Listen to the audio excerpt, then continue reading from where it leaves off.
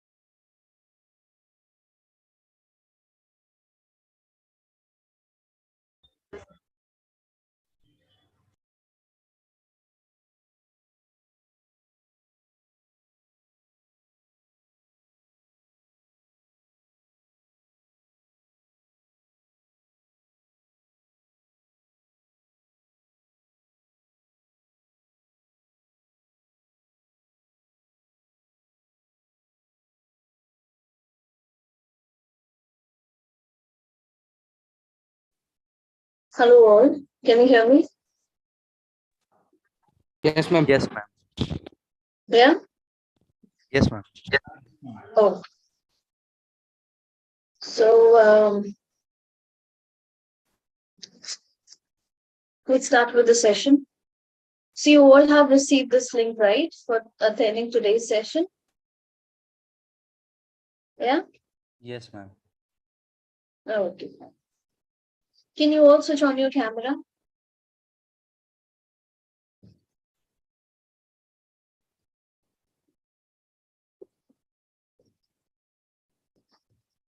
Guys, make sure that your camera is on, all of you.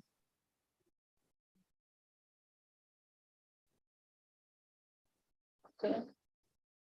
Prajwal, Sonu, and Hadia, make sure that your camera is on.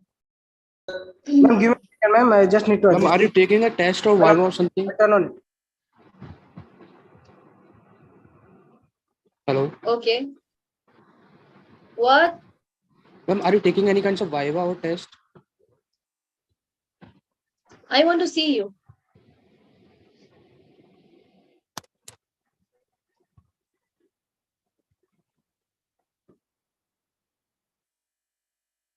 Prajwal.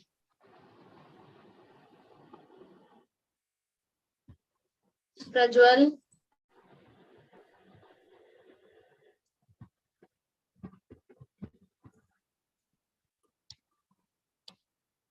Okay. So people, those who are new to the system, I'll introduce you to what we exactly do here. Okay, we are preparing ourselves for getting selected by DXC people. DXC is a multinational company, okay, wherein they deal with a lot of different job roles. They majorly work in Java. Okay, so they are looking up for candidates who are good in Spring. Okay, that is where you need to work upon.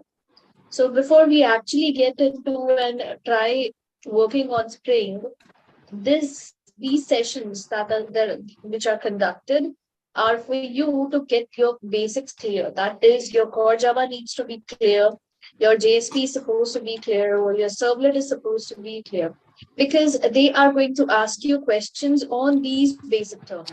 So there are 4 to 5 modules which you need to cover up before you actually get on board with DXC after getting selected.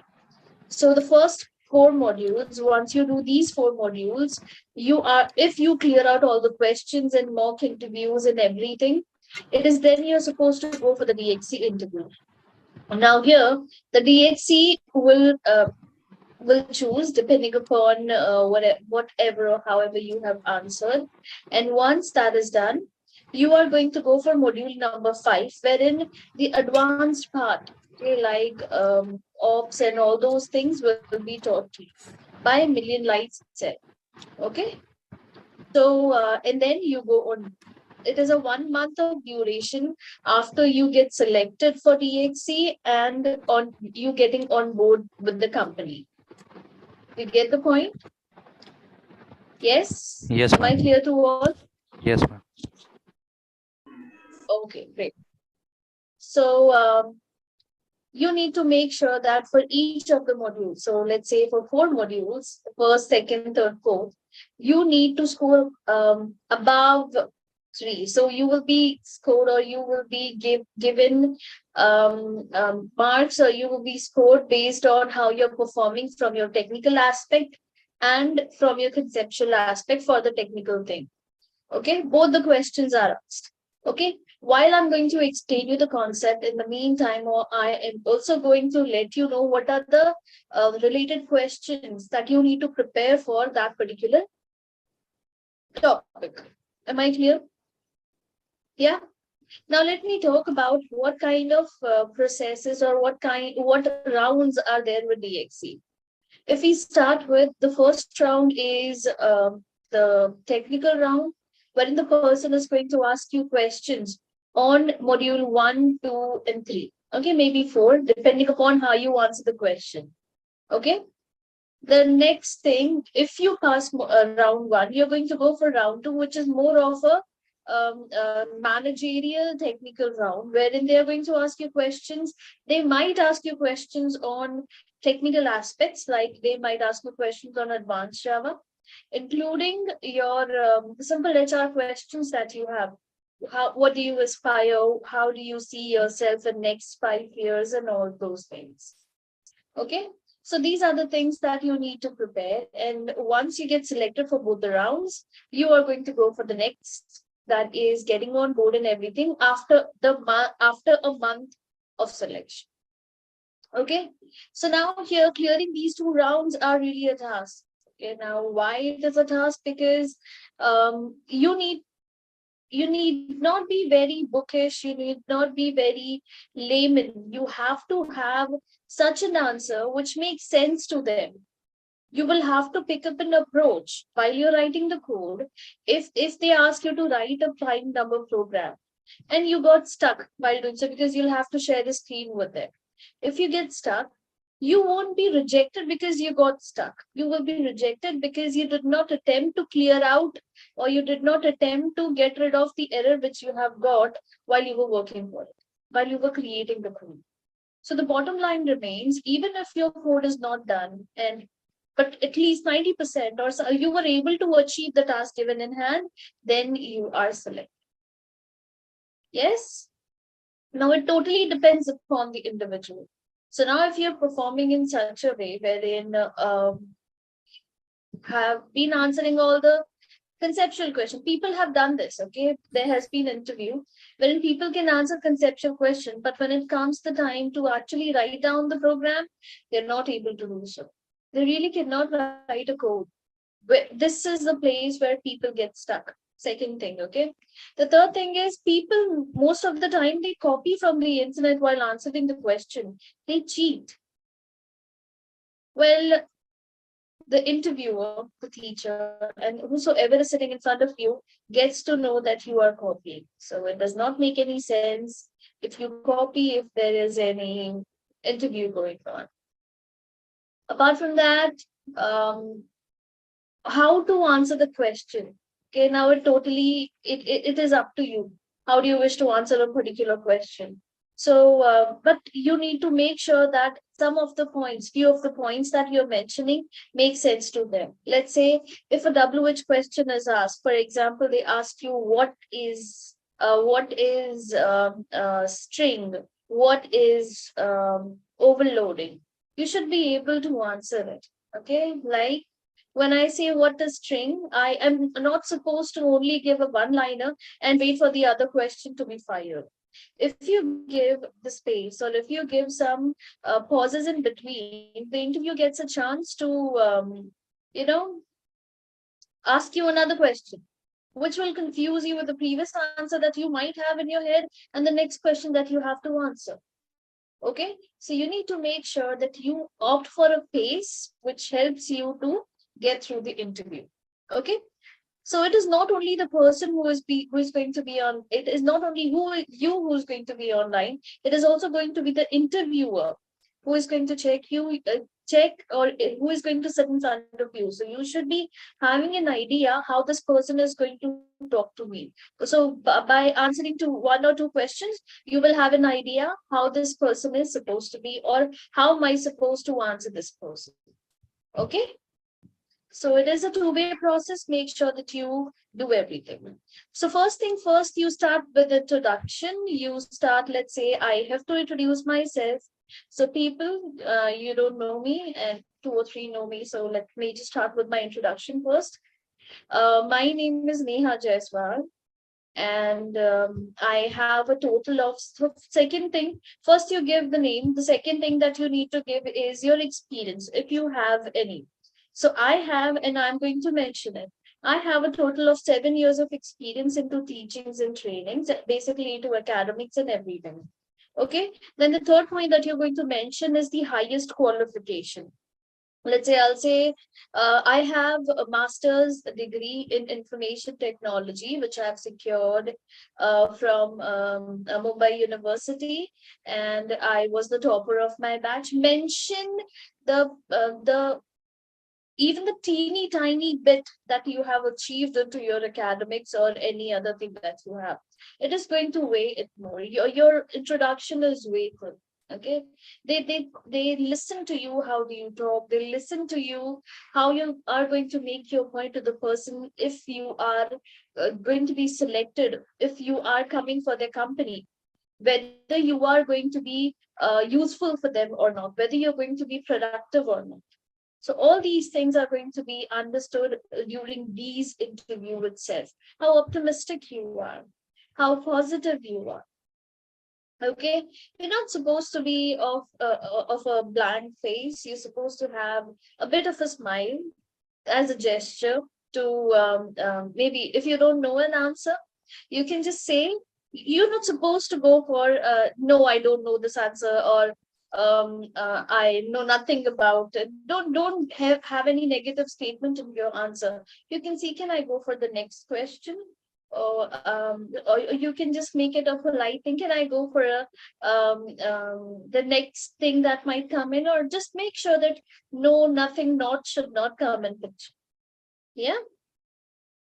So now, once this is done, they will start asking questions. There was an instance wherein the person did not ask the name or introduce yourself, and the first question that was asked was, why is string immutable? To the candidate, and the candidate was stunned again. He was like, the person did not ask me anything. I was waiting for him or the interviewer to ask me some questions about me, but he directly started by asking me the technical thing. And it is because of that he got disqualified. He was not able to answer anything because don't because he predicted that this thing is supposed to happen. Do not predict your interview. Okay, how it is supposed to be. You just have to think that your technical aspect needs to be clear. The words that you're saying should be clear. You should be talking in considerable English, the English which they will understand, because we cannot talk in any other language. It is only this language that we are thinking about. Yes, and be open, be smiling. Okay, have a good gesture, sit properly. That's everything will include what we're doing in here. Yes, understood. Any doubt? No. I don't know when I asked you all to switch off your camera, but I think I did not ask you that. Make sure that your camera is on, otherwise I will ask you to leave the session or I will remove you from the session. Okay? This is the last and the final warning for this week. Okay. So, um,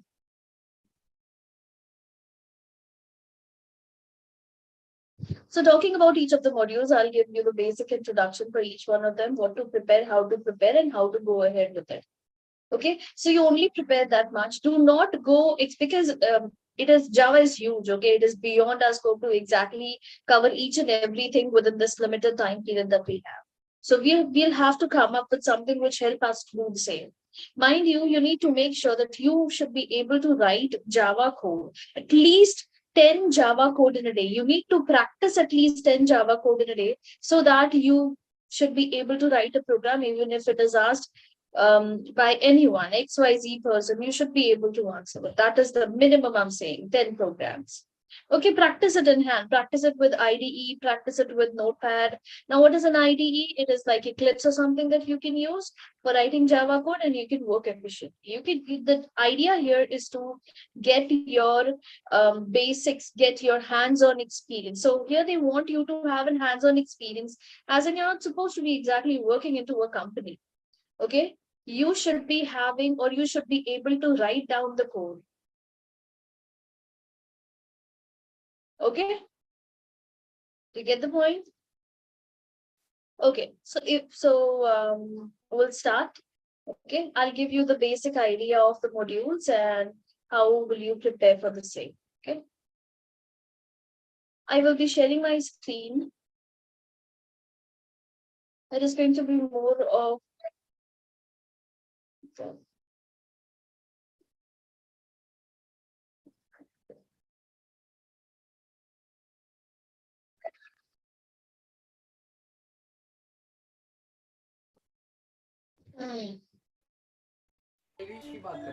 if I'm not wrong, you guys must have received the syllabus or the curriculum.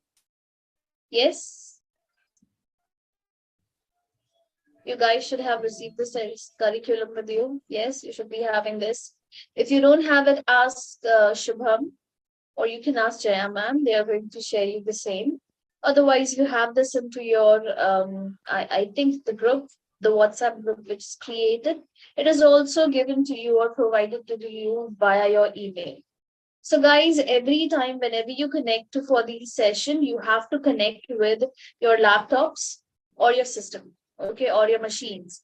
It is not supposed to be a mobile phone because you will have to share your screen at some point of time when asked. Understood? Yes? No? Yes, ma'am. Okay, so for module one, you have algorithms and data structures, Java programming, and then you have one more which is about Java fundamentals. Okay, let me tell you what you need to prepare for data structures, algorithm and data structures. So the questions that you should be expecting on these, you're going to prepare accordingly. Let's say, for example, what is the application of data structure, application of hashing, what is hashing, what is sorting, application of sorting.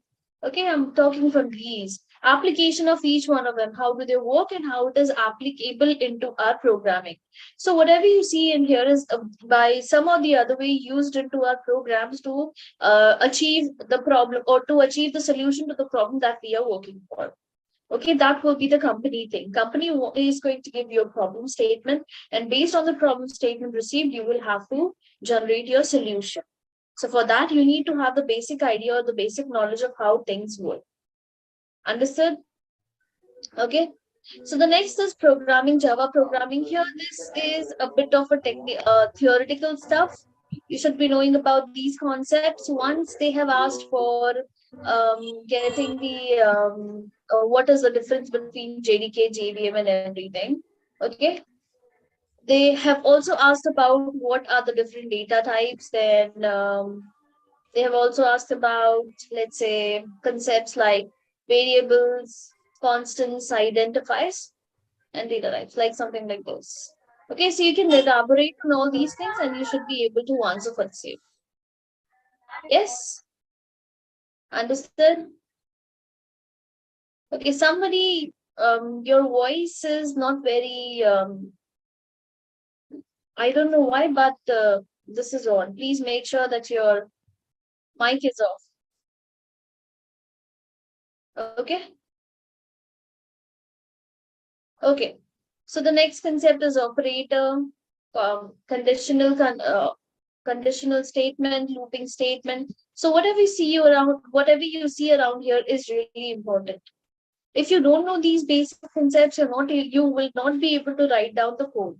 Even if I ask you to write the code to print the prime number or print numbers from 1 to 10, you will not be able to do it because each and every statement or the topics which are mentioned over here, they are used for writing your. So you need to make sure that you are familiar with these concepts. Okay.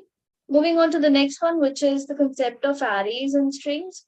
Okay, they are important from the perspective that your data is going to reside in in any of these types. Okay, these are user defined types. Okay, I would rather say a reference type, which you are going to deal with for storing multiple data. Okay, so you can have arrays to store multiple data, you can have string to store multiple characters and so on. Okay, there's more to it. We'll get to know about it later. Third topic is about classes and objects. If you see it, it is actually what Java is doing into our system. Okay, how it is creating a program. How do we create program using classes?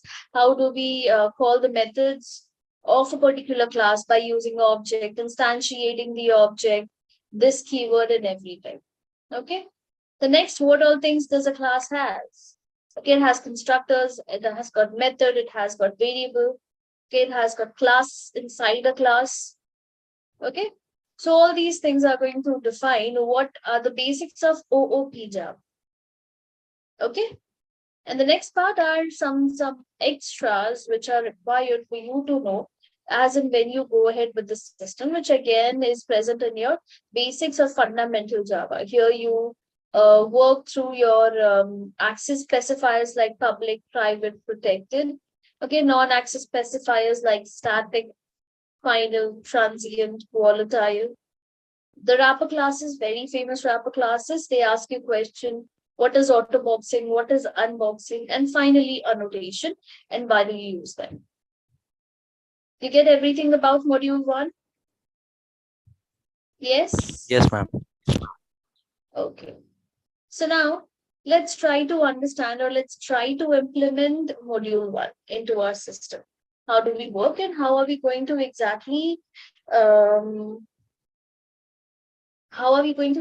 write down the code for the same? Okay. So I'm sharing my screen.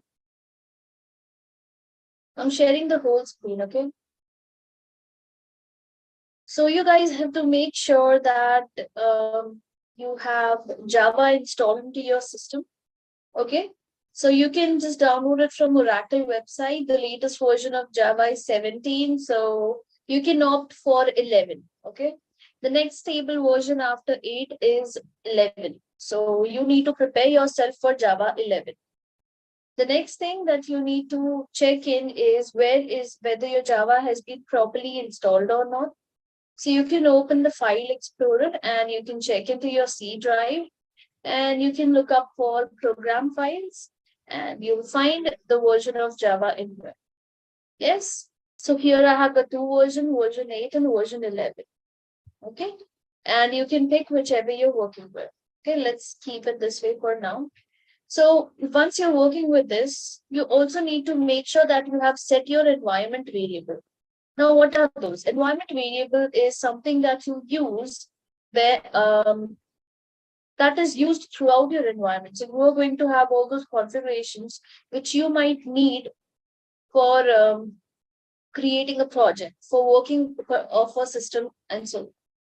So here you can click on environment variable and you can get all the paths. So you can see the path here. Okay. Here I am looking out for Java. You can see they're both mentioned in here. Yes, you need to follow the path and give it till bin. Okay. Till bin, you need to save the path here. Okay. The same thing you can do it here. Okay. Okay. And once it is done, you just have to do an okay, okay, and okay. Everything will be done. Hello. Once you do this, once you set, yes. I'm having a one query, so sorry to interrupt in between. Do we still need the set environment path if we are using a Java 11 version? I don't think so because now it is going to automatically pick one. Yeah, after the So while Java you're 8 installing, feature, so it does it's it automatically. automatically, I think. Am I right? Yes. Yeah. Thank you. Okay. So now, once this is done, I can just switch it off. And now let's go for um explaining or going on through these concepts. So now I want to check whether I really have Java with me or not. So I'm going to open CMD and we'll check for Java and -v.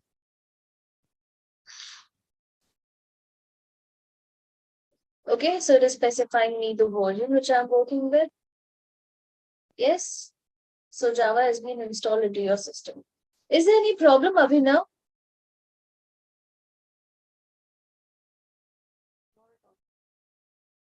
Yeah.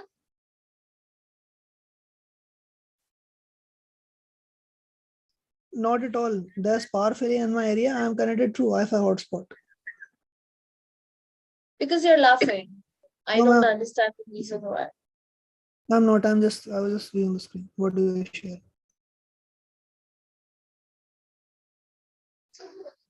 Please don't be distracted. Otherwise, I'll remove you from the session. I don't want you to be serious, but I don't want you to be laughing. Okay. So now, let's say this is something that I can teach you. Let's start with this thing first. Before that, let me just show you how do you write a simple hello world Java code. People know about this. If you don't know it, let me show you how you do it. So you can go with any notepad editor. Okay, you can go for notepad. You can go for notepad plus plus. You can go for any there is something called a simple, then you can go for an IDE and so on. I'm going for notepad because now Java this Windows 11 notepad is quite better than the previous version. Okay, so whenever I'm going to write down the code, I just have to make sure that I start writing my code within a class. Okay, this is supposed to be associated with the name of the class, so here I will call this as test and we put on the brackets. Okay, these are your curly braces. Make sure you put it into this pattern or fashion because the next line of code, which will be inside my class test, has to be indented, something like this with the tab space. Okay, have a habit or make a habit that you do that. Okay, next you're going to write the important method of Java, which is public static void main. And you just have to make sure that you properly give all these things because you cannot change this. You need to have this method signature associated with everything else. So this is the bracket again. Yes. Okay, and again, you have to, if you have to write anything, you're supposed to write inside this main method. This main method is the entry point to execution of my code. So let's say you must be having some n number of files and you wish to access that, then you make use of this main method, okay, to get an entry for the same, for into execution basically. So what I need to do simply, I want to print hello world. So the statement here is system.out.println and it will print the deal for you. So now again, I'll explain you what are the various things that you have in here. Okay, this is the string that I wish to type. I've written hello world. I am going to say hello world from ML. This is what I have. And then I need to save the file. Now you need to make sure that this name, okay, and the file name is the same. Now you just save it, do Control S and paste it, and just you can go with Java and all files. Okay, once you do this, you just need to save it onto your desktop. I'm doing that, it will be saved. So you can check in here on my desktop, this test file has been created. Now I need to execute this file, so I'm going to open my command prompt. Okay, I can redirect, I have to change the directory to this path wherein my test file exists. So I'll have to write cd desktop. Yes, I need to check for this file. So I'll say Java C. This line is going to compile the code. So I'll say Java C test.java. Yes. Now, if I compile, you can see if it is successfully compiled, you'll get another file which is called as class file. Now, it is because of this file of Java is very famous. Okay, because this class file is nothing but the bytecode, and you just pick this bytecode and go to any of the operating system, and you can simply execute the file. And because it is of bytecode, any of the operating system having their own versions of Java will convert this bytecode into their own native language. And hence, Java is platform independent. You get the point? Yes. So why is Java platform independent? It is because of bytecode. Again, one of the questions. Okay, so now once you have compiled the code, you need to execute. So you'll say, you go over here and you write Java and test, and you just have to enter it. This is what I've written, right? This is my output. It is supposed to print me hello world from ML. And that is how it is printed. So only to print this one single line, I have to write all these things. And yes, all the brackets, all the names and everything is important. You get the One point. question. Yeah. Yeah, if we add a public keyword in the front before the class, do we still need a save the file the same name as the class? So we saved it and I try to compile it. No, I'm saying that if we save this file from another name, not the test name as the class. So Okay. is there any You're saying problem? that I saved the name as demo, right? Yes. So now I will have to compile it. But now when I compile it, it's going to give me an error. So name should be the same, I think. The name of the class which contains main should be the same. So let's say if I have got another class, okay, I'm saying class demo here. Okay, and I'm writing some on a method here. So I'll say public void add. This is just supposed to print me some value. Okay, and I'm printing here 1 plus 2. Maybe I'm doing that. So I'm just going to call this like this. I will be printing 2 plus 2, something like this. And now I keep one as demo and the other one is test. Okay.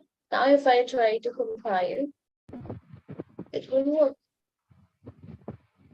Yes. Understood. Got it. Okay. So this So is if how we it have a works. so if we have a multiple class in our in our file, we should always mention a same name as the file name, or only at least one class. For your main class, for the class which Okay, for your contains the main main class. method. Got it. Okay. Understood? Okay, Got so it. this is your simple Java program. This is how we work with it. Okay, now apart from that, let me just show you things which you need to know. Let me just search for it where I've kept it.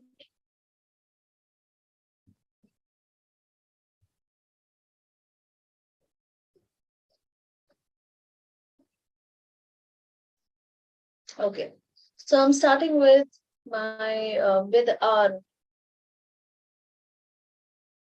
presentations. Okay, I have got some simple PPTs. These are curated ones. You'll easily find all the images that you see in here on what do you call online. So you just don't have to worry about it.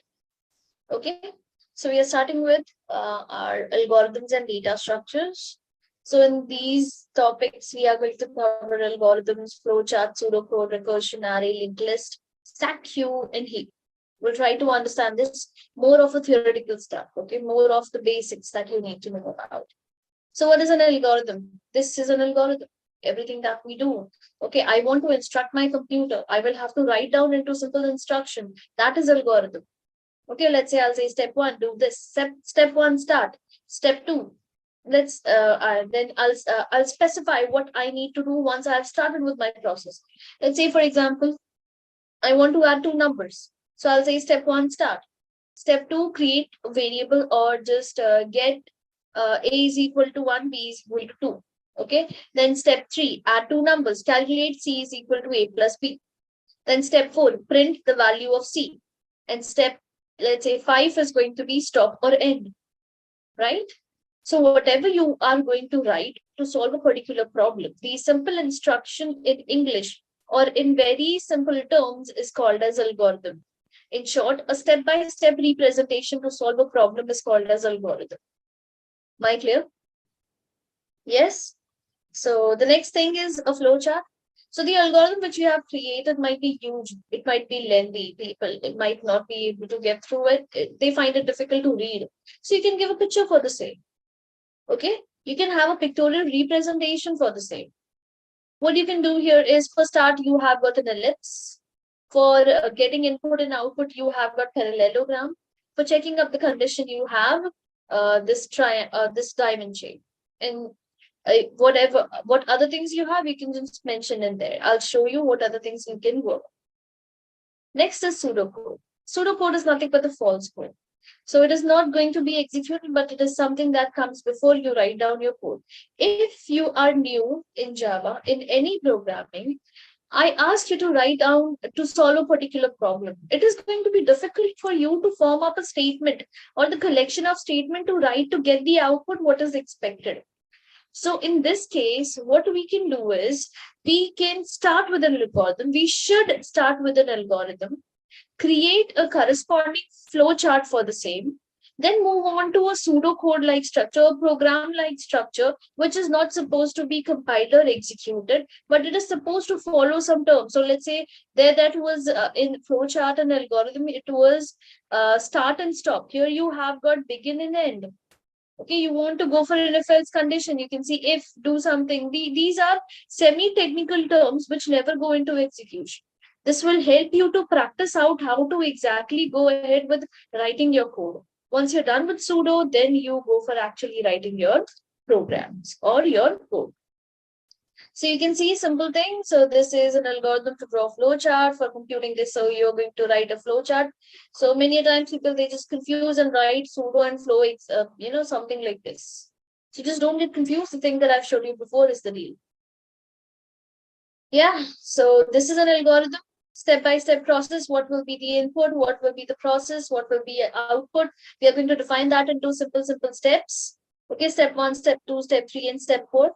Then I have a flow chart, and flow chart, you're going to have all these symbols to perform some of the other tasks. So given a picture to see, look up to, and given a 10-liner code or a 10-liner statement, people are always going to opt for flow chart because it is a picture that we can make things out of it. We can understand what is happening exactly in there. Wherein in pseudocode you have a few keywords that you need to use, but they never go into execution. Okay, you have begin and except, display, set, if, else, and for. Some these are the few keywords to use in Java as well. Okay. Now these are some of the applications of the other stuff. That is, first we are starting with recursion. Okay, now recursion is a concept wherein if you create a function, or let's say a function is nothing but uh, it is a group of code. It is a group which is going to have a proper significant name to it, so that whenever call it can perform the task which is mentioned in that particular block of code. Okay, so if I tend to call the same block of code again and again, then it is called as recursion. Okay, so let's say, for example, I am calling, so I have got a factorial method and it is calling with the value n. Okay, and within the same thing, I am trying to return factorial of n minus 1. That means it is again going to make a call to this method in this pattern. It is going to call itself in this pattern. Again, this method has n into factorial. Again, it is going to call the same thing with the same signature. Yes, this is called as recursion. A very simple example here is a factorial or Fibonacci series that you can see in here. Now, what are the application? Any math function. Okay, I use it there. Don't sleep. Abhinav, go wash your face. Sum of numbers or series, sorting a vector, number series, grammars, parsers, compilers, they tend to call each itself again and again. So in that case, these things come into picture. Now for the interview purpose, you just have to pick one example and make yourself thorough with how it works with the application. Okay, how it is used and how things are done. Any one example, just one example that you can elaborate whenever it is asked. Okay. Next is arrays. Yes. So what do we have in array? An array is collection of similar elements. It is collection of similar elements of same data type. Okay, so if I'm creating an array of integer, all the elements which are supposed to be stored inside will be of integer type only. I cannot store any other type. The deal over here is continuous memory location is created whenever you create an array. These elements, I will have to make use of index numbers or position numbers or indices or whatever you call it to get through each of the elements. Yes, like, and you can see over here. You can see if I have to access this element, I've got AR of 0, AR of 1, AR of 2. These are the index numbers. Whereas these are the addresses to which this array is pointing to. So the array variable, this what you see here, is going to point to the very first memory location. So let's say if the memory is this, and I'm creating an integer array of size 5. So continuous block will be created wherein the next element, each next element is will be of of distance of 4 bytes, considering integer occupies 4 bytes. Understood? Yes. So you have a different Ma'am, types. You have can we go to the previous slide? Yeah. What does that mean? The continuous memory location 200, 2004, 2008, 12. this one. Upper one. 200, 204, 208. Just a minute. These Yeah. I'm or talking about these? the, These yeah, are the the memory both, locations. both. Memory Okay. location. Okay. Okay. These are the So it memory will be a addresses. generator randomly number, right? Or yes, of course, because it is supposed to go inside heap memory. Got And it. heap memory is going to locate the memory location wherever it has got space. Considering So it should whenever, occupy this. yeah, Yes. so whenever we create an array, it will be stored in a heap memory. Yes. Okay. Okay. So different types. One dimension, two dimension, three dimension. So you can see one dimensional array, the implementation is for vectors, two dimensional is for matrix or matrices, and this is for 3D array wherein we need to work it for 3D animation or stuff. Then this comes into picture. Okay. So There was a application, metr there was a vector was an interface, no? what? there is a vector is an interface, no? Vector is an interface, vector is also a terminology, a term, Okay. okay, which has got a meaning to it. Okay. Okay. Vector is also a class in Java. Yes, that is a different deal. Is it class In or this case, interface? it is a class. It's It is class. not an Okay. interface. Okay, application, mathematical vectors and matrices. Then you go for it is actually physics vector that I am talking here about. Something that only has got direction. Okay, then you can go for sorting, CPU scheduling, and all these things. Other implementation, it also implements data structures like heap, hash tables, queues, and stack. Yes. The next thing is linked list. In linked list, you have a few things, but before we go ahead with this,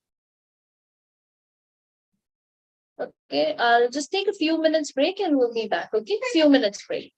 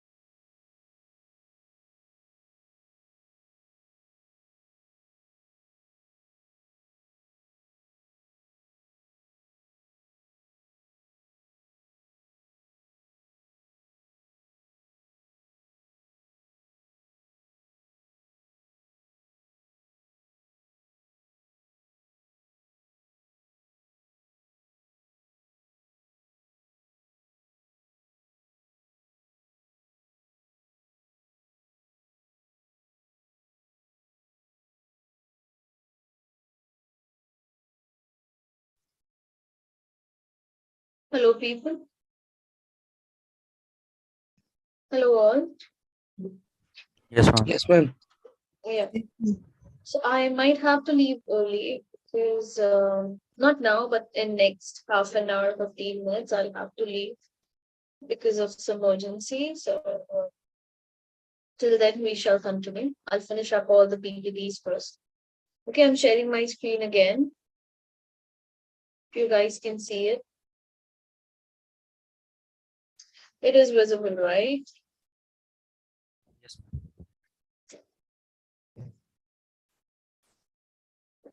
I'm so sorry.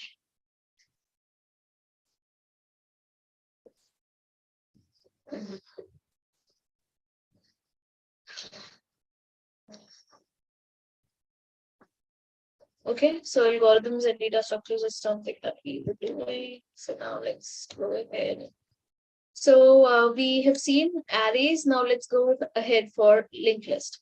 Now, compared to linked list, compared to array, linked list is something which is really used for a lot of stuff. Okay, because of its flexibility of adjusting anywhere into the system and anywhere into the heap memory.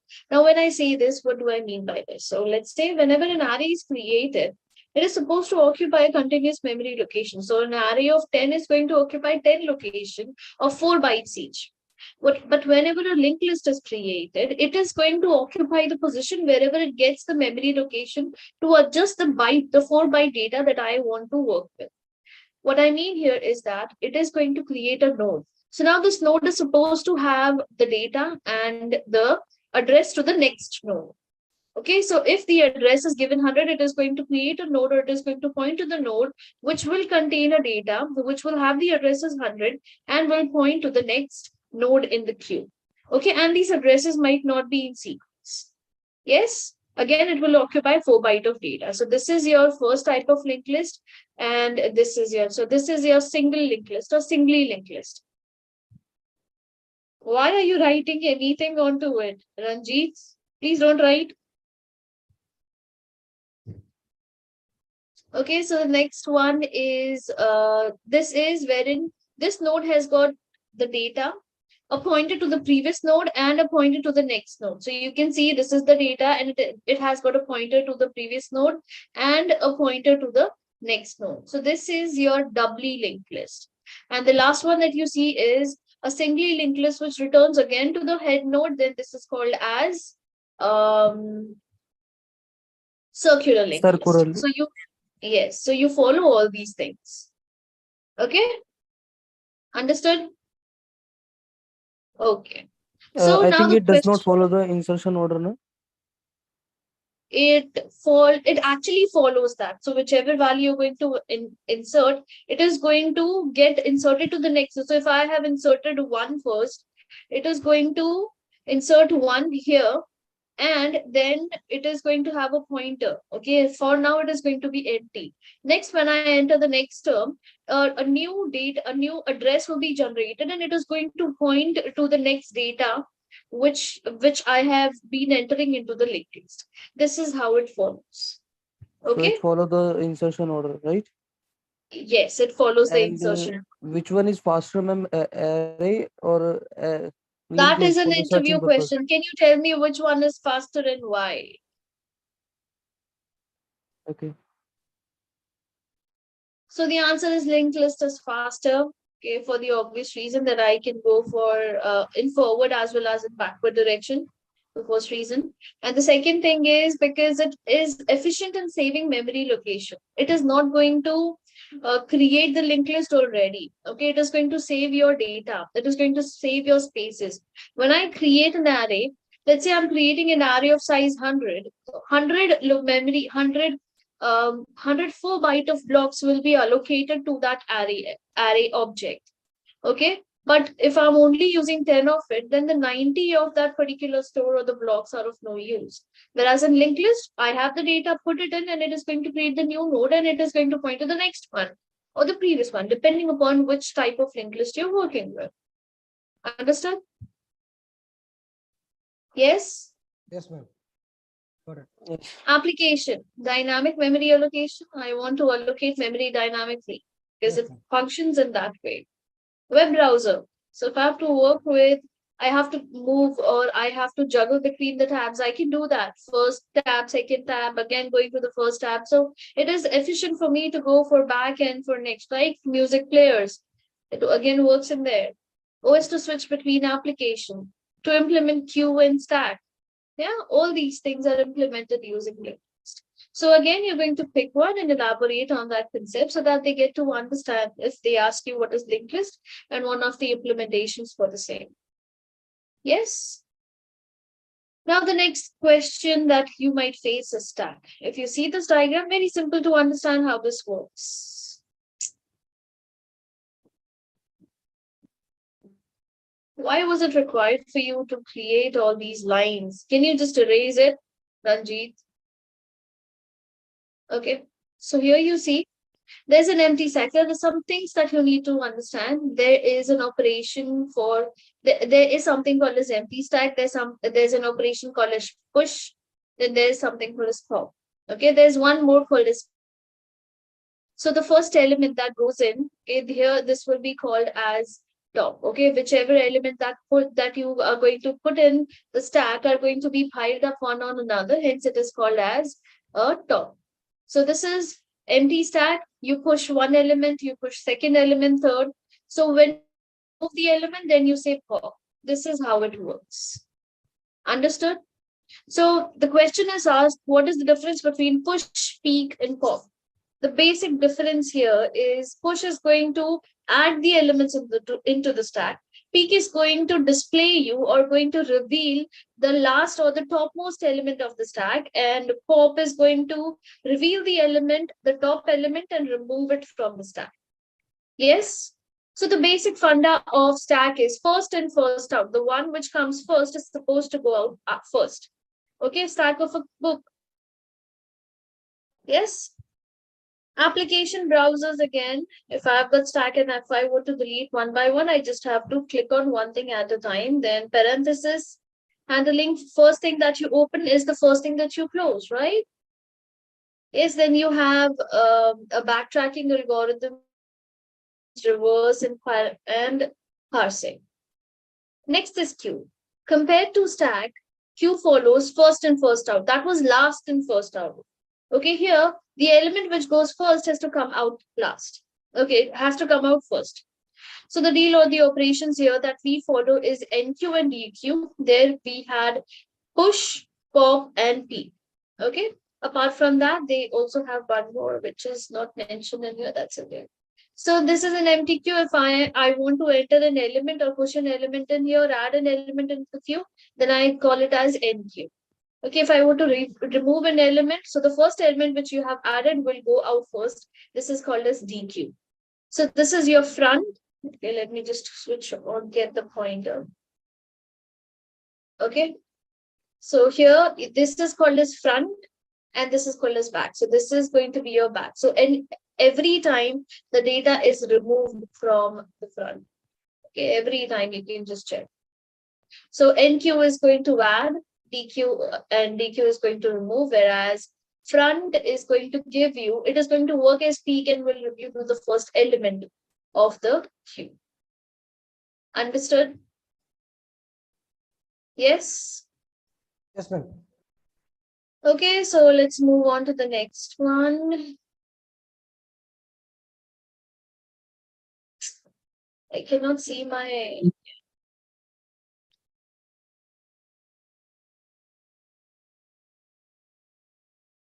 I'll have to share the screen again. I don't know why it was not working.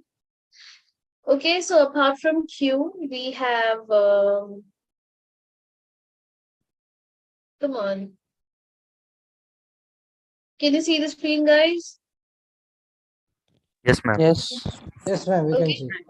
Application or uses, it is used for sharing. So let's say if I give a command for printer to print a certain document, and for the next again, I'm asking it to print 2 to 3 documents, one after the other. So the first document that you have given the command to print will be printed first, and then it will go for the other documents depending upon the queue. For the request, it was entered into the printer. Okay, so there are scheduler that means example, it is CPU scheduling. So whosoever gets the resource first will be releasing the resource first, the waiting list and so on. The next topic that we have here is heap, stack in queue. Okay, the stack in queue is done. So heap, like I said, is just going to work on a random basis. But here the randomness, if here we are actually not talking about the memory. Here we are talking about the concept or the structure, data structure. Heap. It is actually a hierarchical structure. Hierarchical as in it follows a tree structure that you see it here.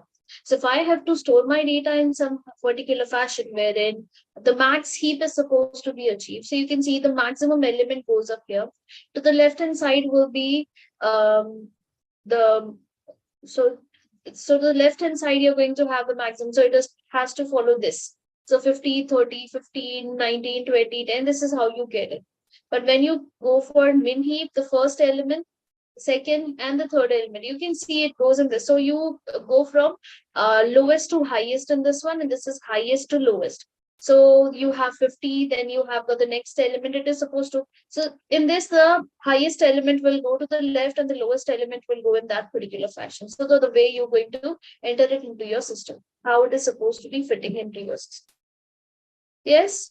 So there are a lot of algorithms working for this reason. You have got BFS and all those things. So you can just look up to it how it works. Application here you have got OS system scheduling, job, process jobs by priority, heap sort, you can perform sorting, and the graph algorithm that you can implement as DFS and so on. Okay, depth first search, breadth first search, and so on. Okay, just pick one implementation and discuss about the same. You don't have to go for everything. That's my point. Understood? Yes? Yes, ma'am. Okay. So if we are good to go, I shall start with the next data structure concept. Are we good? Can you share that PPT, ma'am, after? Yes, ma'am.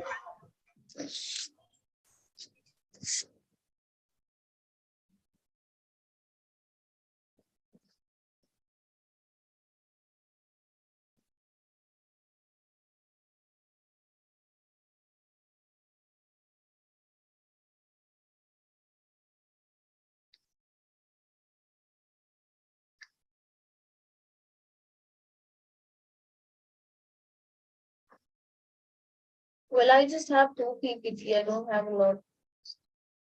I have not created for any Java or the other thing.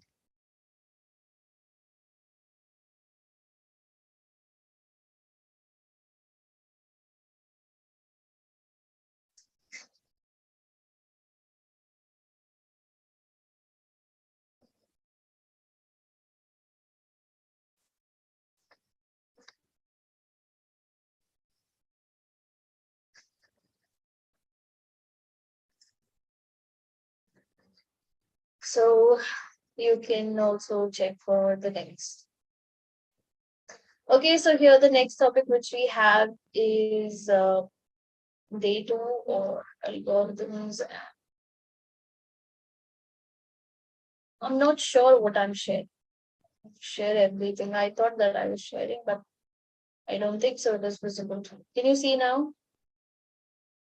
Yes, ma'am. Yes, ma'am. Please Yes, ma'am. download the things Now that it you comes in have. data set. Ma'am, can We you can see, share ma'am. the syllabus? Like The syllabus? syllabus. Yeah, ma'am, you showed us just. Oh, well, the syllabus is already shared to you, the group. If you are from the WhatsApp group, you should be having it. Yeah? Yes, ma'am, we'll check it. Yeah, better. Okay, thank you, ma'am. Okay, so the topics that we will discuss here is are trees, graphs, hashing, sorting, and searching. Okay, again, I'm going to only use all those terms which are, I'm not going in very detail. I'm just making you acquainted. I'm just making it familiar to you that what kind of these topics are and how you're supposed to work with it. Okay, let's say, for example, there's one application for trees and graphs. You can see it there. So a tree, what is a tree? It is a hierarchical representation wherein the first thing that you see in is your root node. This is your root node. And this is your leaf node, the last element. And you have got levels. Yes. Okay. So the two nodes, if they are side by side, they are called as siblings, and this form as the parent of this child node and so on. Understood? It is usually for taking some decision. Let's say it is supposed to, if it is bigger, then you go for right. If you are lesser, then you go for left, and so on. Something like this. Okay, so there are different types. I've got two types of tree, a general tree that you see here. Node have same, can have any number of children. Okay, if a general tree is wherein you can have n number of children to a particular parent.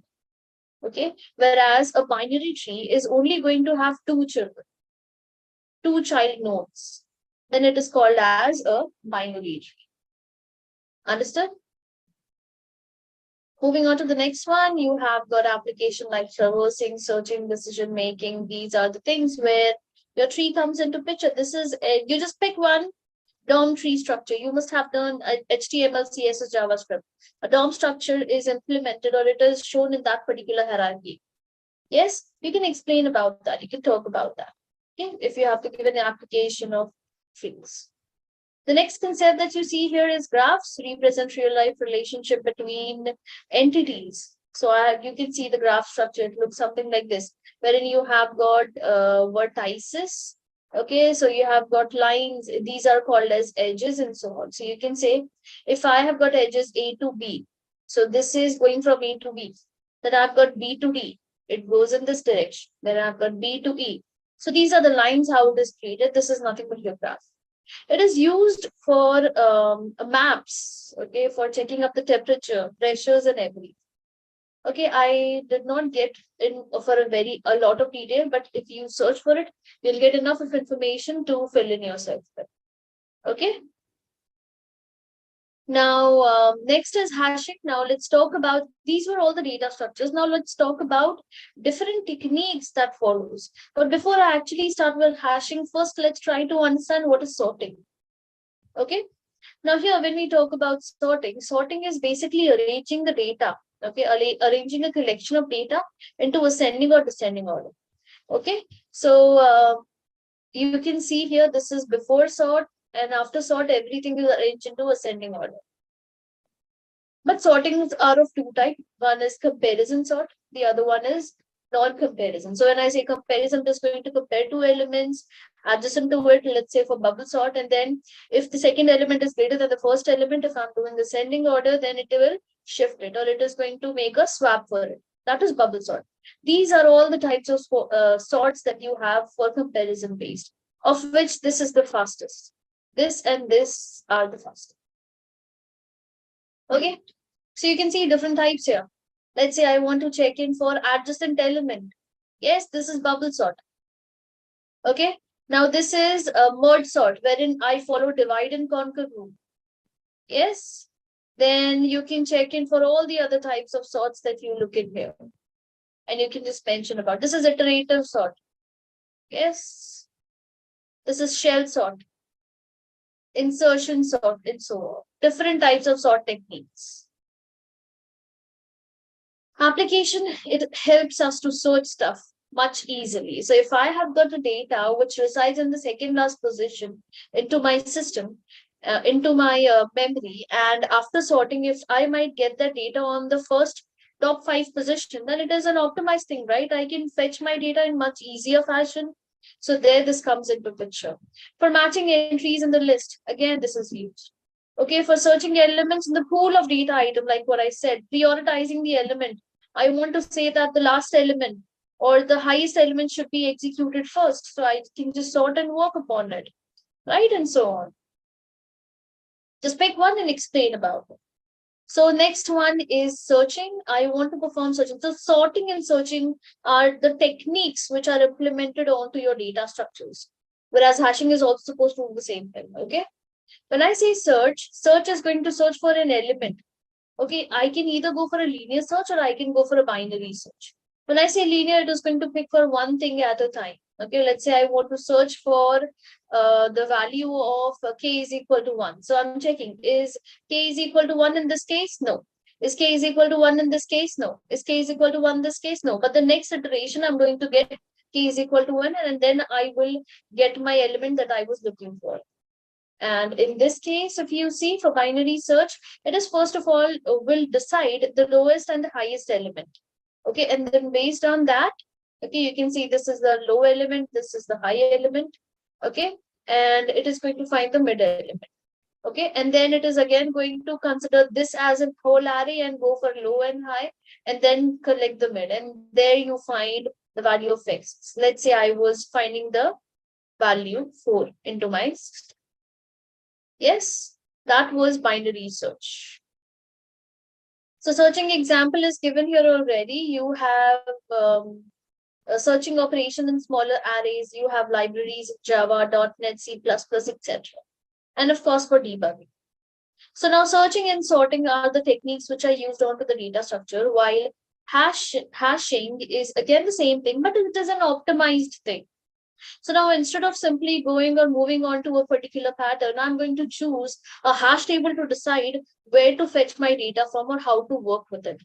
So let's say I've got a chunk of data and so what I'm going to do is I'm going to create a pointer for each of the chunk based on the key or based on the what do you call a hash function that will decide based on the position where this data is supposed to be stored. Let's say it is again another method of sorting and searching, like you can see in here, sorting and sorting. Okay, it is a process of translating given key into a code. That means a key will be given, based on that I can create a code. Okay, technique for mapping large set of arbitrary data. I'll be having a huge data. Where to store it? Yes, I don't know how to store the data into my system. So it is going to be the hash function which will decide in which position the data is supposed to be stored based on the pointer, based on the code or the key generated. Let's say, for example, here I have got hash code terminologies that you should be familiar with: hash code, hash table, and separate chaining. These are the three things. There are many things, you can just see to it. So we have got hash function as well.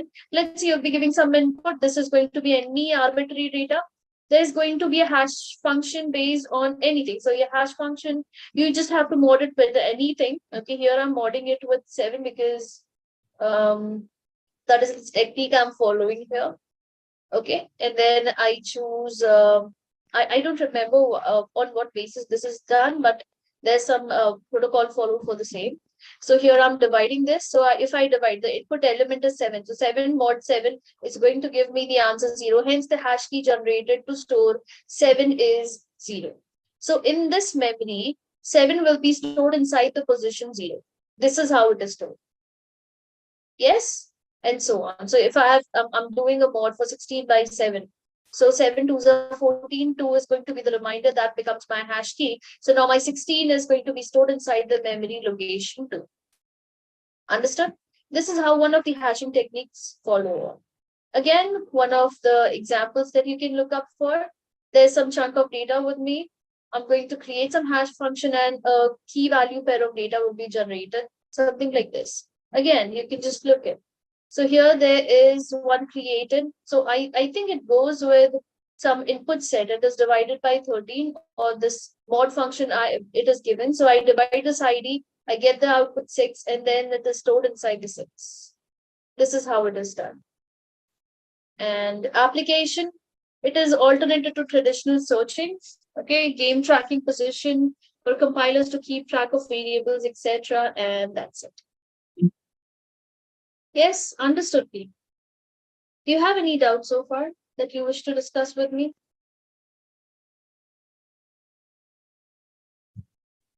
Yes, guys? Yes. Can we do a practice in hashing by the code? Well, you don't have to do it exactly. So Okay. they're not going to ask you any data structure code. They'll ask you programs on collection API though. So you have to work more into Java programming. Collection framework. Yes. Collection framework is in your module 2. They'll ask you questions from there. They won't ask you questions, a programming question, or write a stack, write a queue, or write hashing. You don't have to do that. It's not at all required.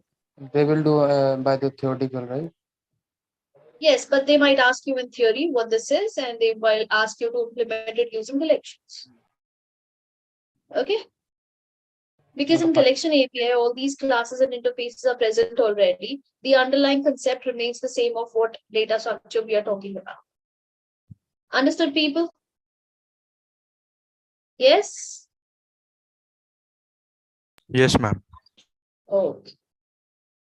So now, before I move ahead, again, um, I I will have to end up the session here because of some like I told you, for some urgent reasons. I won't be able to conduct for a whole thing. Okay, but still I'll just try to make it for a few more minutes and then we'll end up. Okay, it can wait for some time unless and until the thing comes up.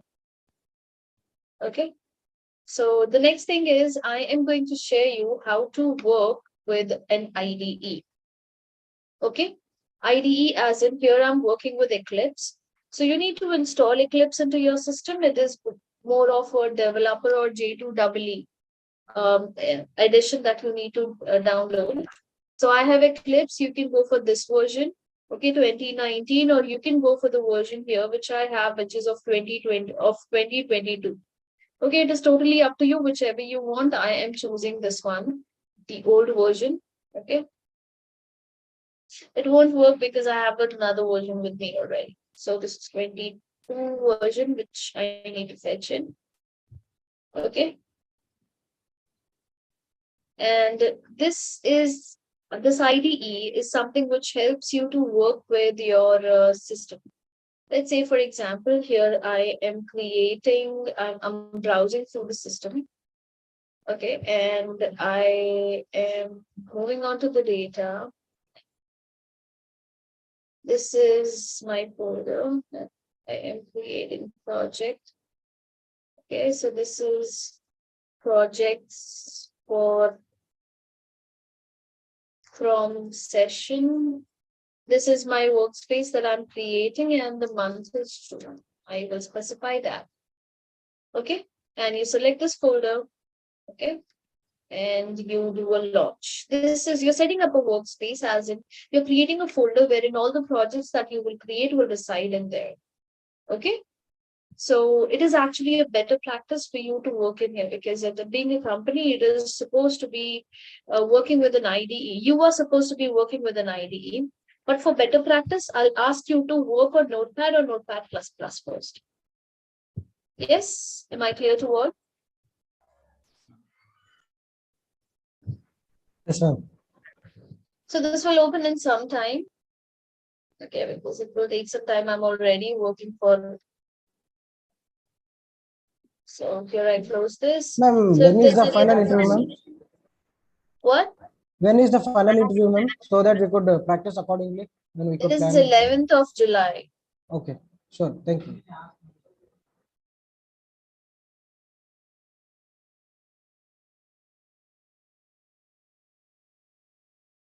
Okay, so this is my workspace. The IDE has created. Now let's start creating a project.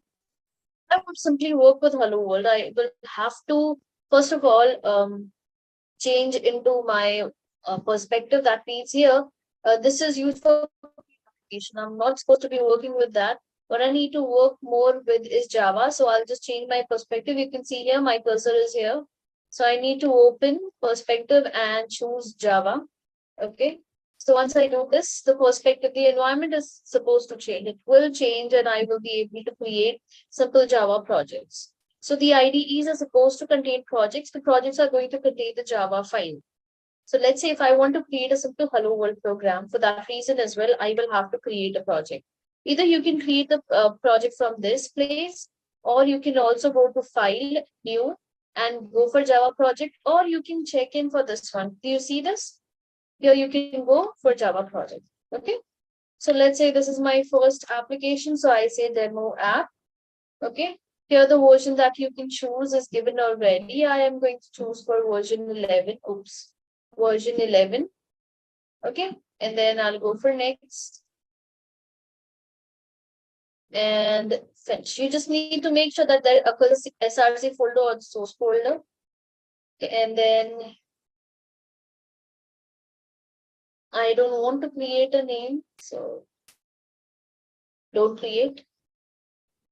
it won't create a module for me. It is only the project that is created. Now, what is module? Module is one of the features of Java 11. Okay, so like in Java 8, we had a lot of functional programming. In Java 11, we got module oriented programming, module programming more over there. Okay, so now if I want to print hello world, I need to create a class that will decide under SRC. I'll just do a right click here. Okay, new, and then I'll just create a class. Okay, so here the name of the class that I want to give is demo. Okay, maybe say I want to give a test. Okay, now it is always recommended that you fill in the package area. You need to specify where your project or file is supposed to be, the class is supposed to be created.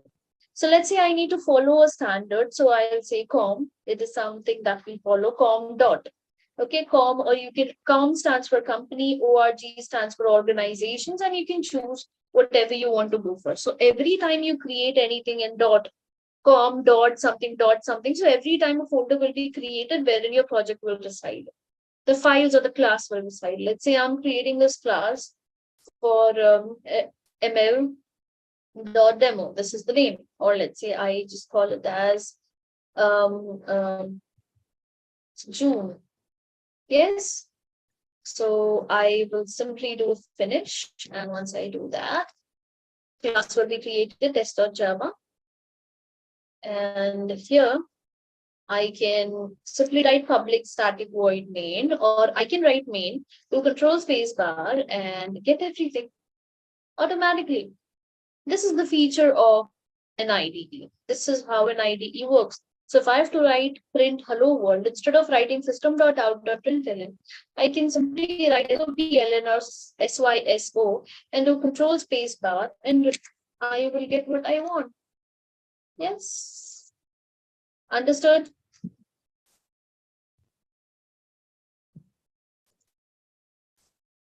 Yes, guys. Understood? Now, simply for executing this, I just have to execute this button, and here you go.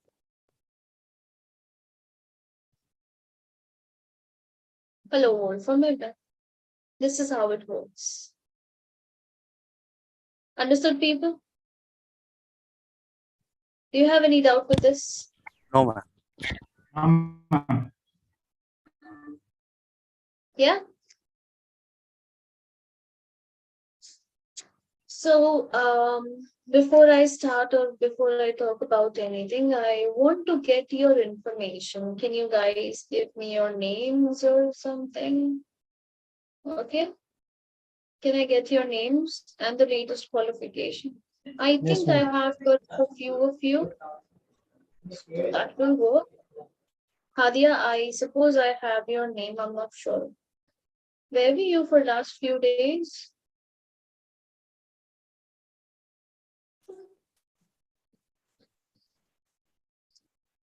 Hello, Hadia. What is your latest qualification?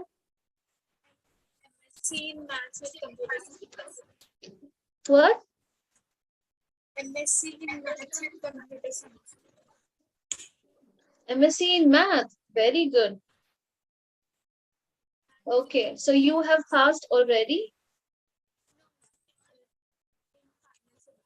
Yes?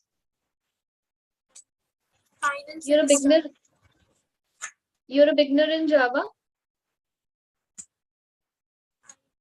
For Java, yeah, Beginner. Oh, okay, fine. Not an issue.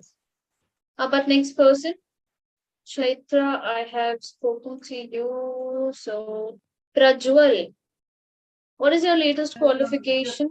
Ma'am, Bachelor of Engineering in Computer Science, ma'am. BE Computer Science. Yes, ma'am. Okay, great. So, are you a beginner in Java, intermediate in Java?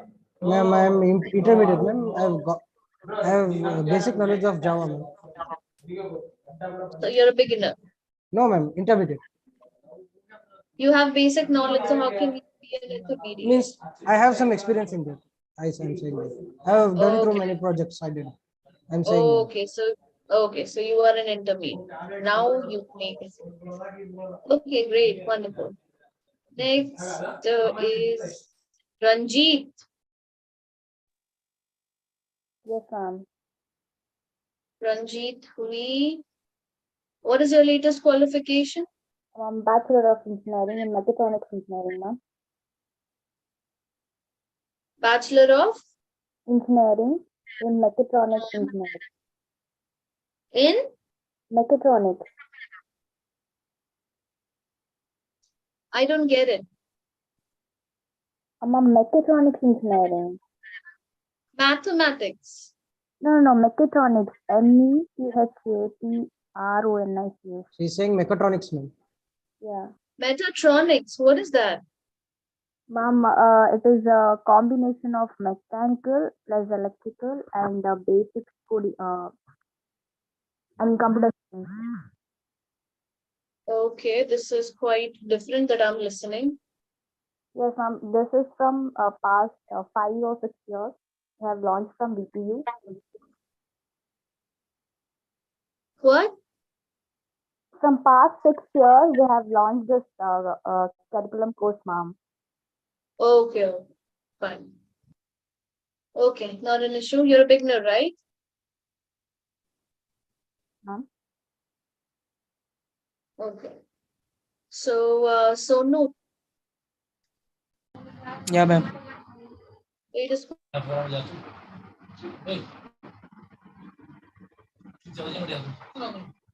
Ma'am, your voice is not coming. what is the latest call? It is raining. It is because of that I am not able Okay. to. Yeah. ME in Your computer latest science. ME in computer science, great. You're beginner, intermediate in Java. By theoretical, I intermediate, and by programming, beginner.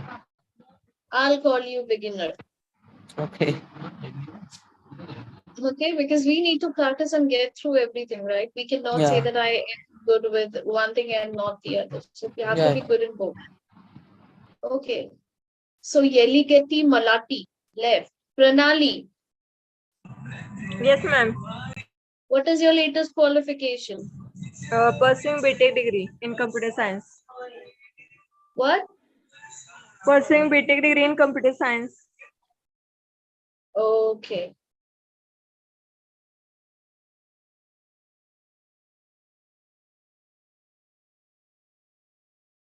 You're a beginner in Java? Yes, ma'am. Why did you join so late? I'm late in room, so that's why. You're late in room as in? And my phone is also switched off. Sorry, ma'am. Oh, that's okay. Okay, so people, any question that you wish to ask me, you can let me know, and then I shall end up here. And from next time, we'll be having a full session. Yeah. Ma'am, just want to know where they will be asking regarding to write the code during the interview, ma'am. So that we'll concentrate more on that coding. So see, have a practice of working with both. Okay, by Notepad or Notebook++ by any editor or by using an IDE.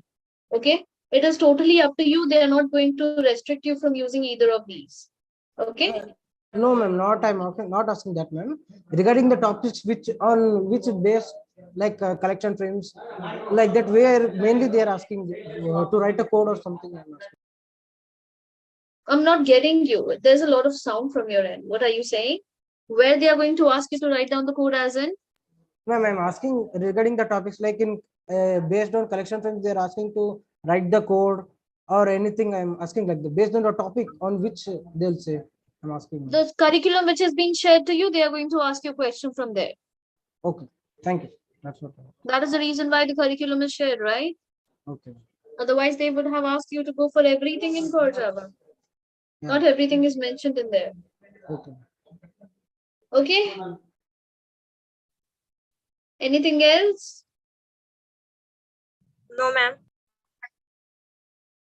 Okay, guys, just make sure and have a habit of switching on your camera when you're talking. It's very difficult for people, for me to understand what they are saying if they are just talking very fast when this is off, camera is off. I cannot make it out from their the closed camera. I cannot read the lips. It is required for that reason. Okay, so people, I shall take your leave. That's it from my end. Small doubt. And we'll meet next time. Yes? Like how many days will will this session be in, ma'am? The number of days you would require to upgrade yourself. No, ma'am. Actually, we got an information like we'll be having the session for like 6 to 8 weeks. Like in the WhatsApp told. Whatever is being conveyed to you, the same thing will be given, right? 6 to 8 weeks. Yes. Because you have to also deliver a program for that reason, a project for that reason, created in spring. Like, Okay. but then, ma'am, you told the interview will be on 11th of July. As per me, the information was about 11th of July. So that is all I know about.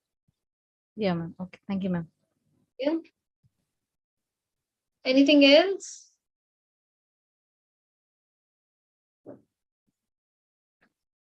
No.